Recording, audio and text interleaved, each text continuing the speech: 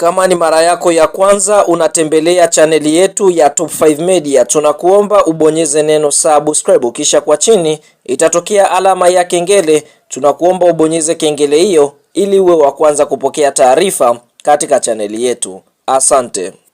Bwana, ni dakika 90 za mchezo wa ligi kuu ya NBC Tanzania Bara kati ya Pamba Jiji dhidi ya timu ya Simba Sports Club kuweza kutamatika kwa sare ya kufungana chuma moja.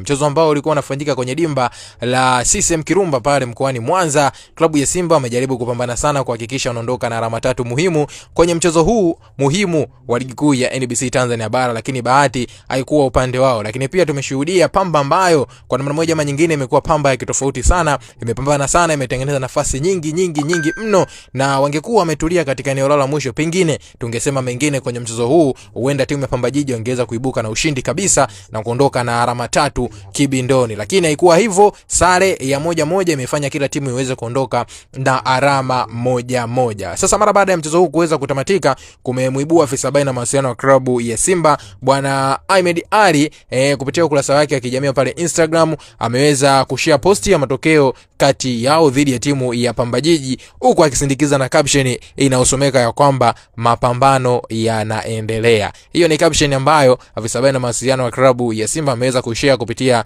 ukurasa wake wa kijamii pale Instagram, na posti ya matokeo ambayo yameweza kupatikana siku hii ya leo. Una maoni gani mwa mchezo wangu kuhusiana na hiki ambacho afisa habari huyu ameweza kukishare kupitia ukurasa wake wa kijamii pale Instagram? Njoo tuandikie kupitia sehemu ya comment hapo, bila kusahau kulike, kushare na kusubscribe channel yetu.